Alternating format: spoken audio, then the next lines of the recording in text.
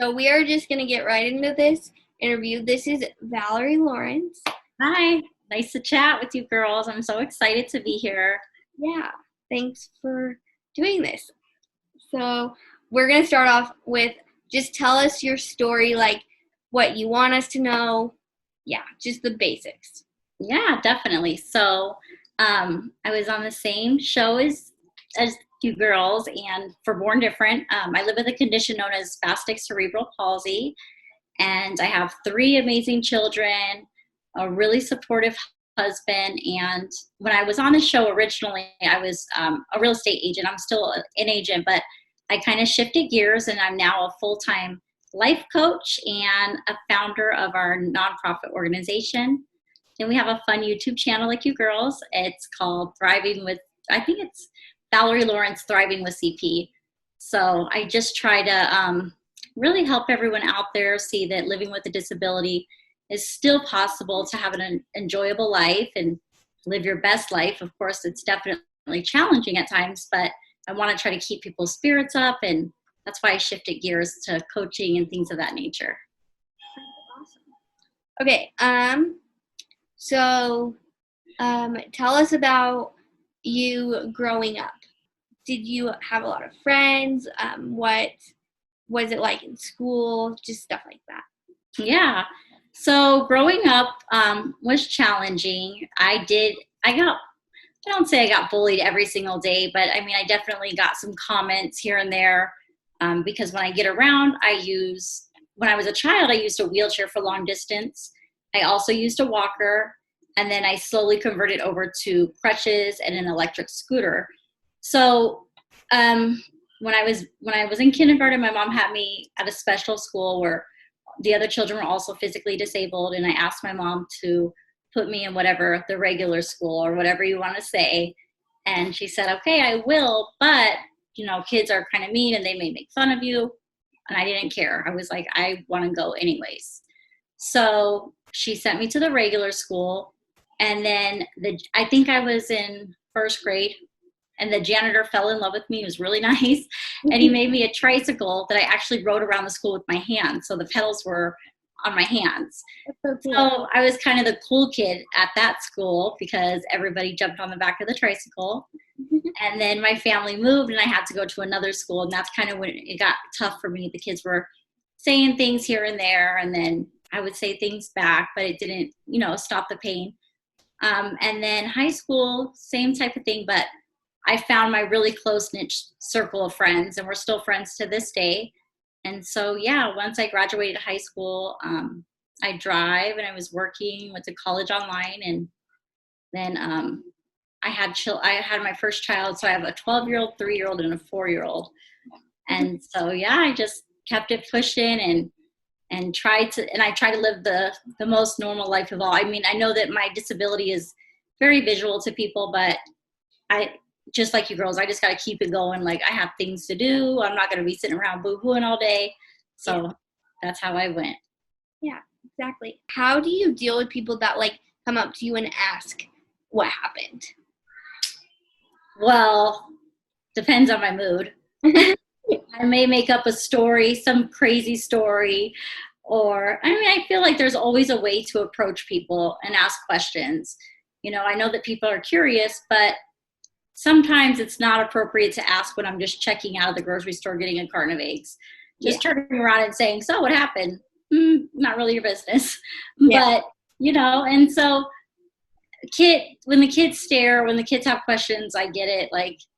It is what it is. But when adults have questions, I try to be as positive as possible and get it depending on how they asked. What do you do when people ask if they can help you in any way? Are you willing for them to help you? Yeah, I'm totally go ahead, sure. I'm definitely stubborn. I try to be as independent as possible, but I do not mind some help. If they're oh, I can help you open the door, or I'll do this, and thanks, go ahead.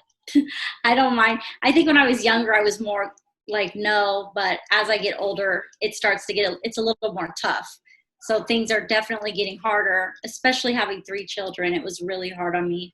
I have a hip replacement. I've had spinal surgery. So carrying my children and things of that nature, I was definitely struggling. So I love help. What were there any like when you had your kids, were there any like did how did you learn to like carry them and like Yeah. So, well, being pregnant was really, really challenging. I actually fell several times. So with my first child, my oldest child, it was much easier. I was a lot younger. Um, and I didn't expect to have children later, but then I met my husband, and so he had no kids, so I had to give him two. But so my first child, when I had him, I was, like I said, younger, stronger. I didn't have a hip replacement or anything like that yet. So carrying him and getting around, I used a scooter a lot. I lost a lot of my independence as far as crutches, but I was still independent on a scooter. We would crawl together. We would, you know, my kids kind of just adapted. Like they'll stand on the back of the scooter to this day. They stand on the back of the scooter. We roll around together. I got one on the back, one on my lap. And, you know, my oldest son, he learned how to put my scooter in the vehicle at the age of 5. oh So, yeah, I'm kind of a tough mom, but I keep them going. And my kids, they keep my spirits up. They help take care of me.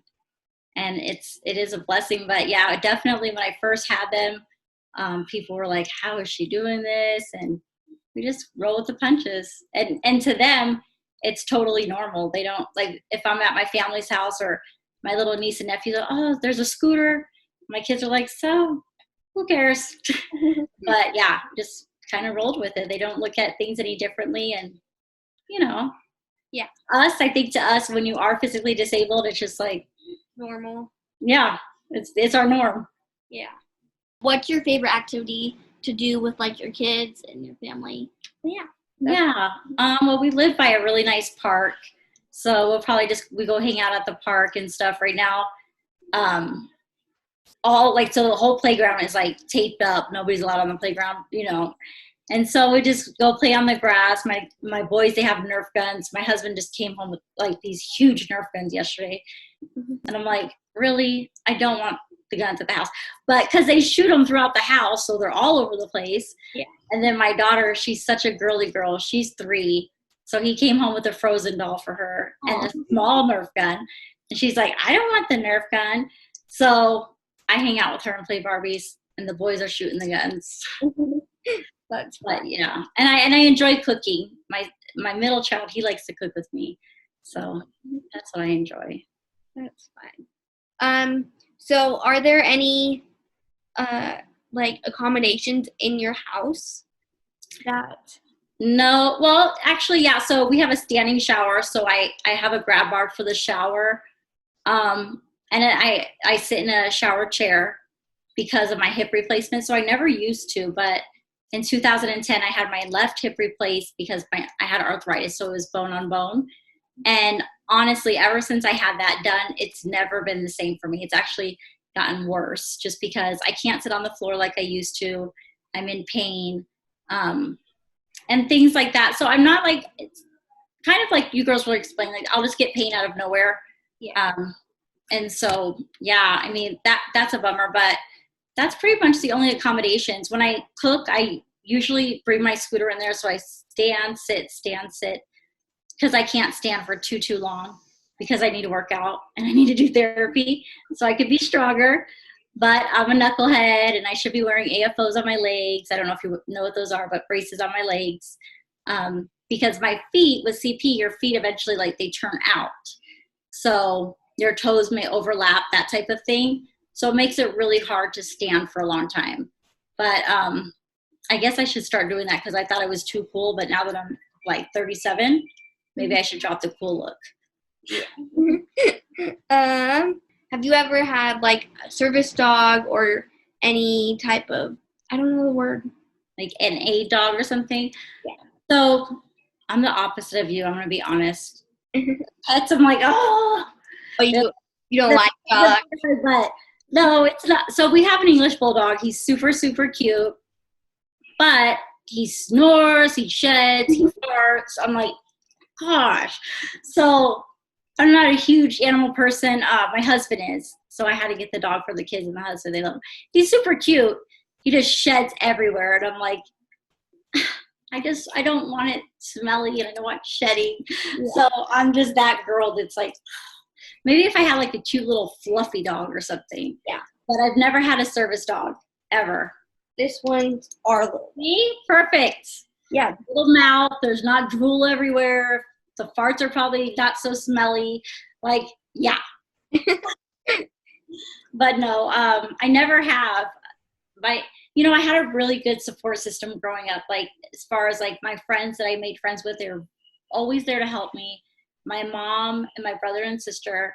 So my mom never treated me any differently. Sometimes I wanted her to, but it was the same fight. So, and if I fell, she'd be like, "Get up, let's go." And that's just kind of how things were. I moved out at 18 years old. She was terrified. Wow. My mom is terrified for us to move out. Yeah, it's scary. And so as a mom, I get it now. But when I was a kid and I was like, I'm moving out, I'm 18 and I don't have nothing to worry about. She's taking care of me my whole life. So it was really scary for her. And even though I'm married and I have kids, I still call my mom to come help me clean up the house.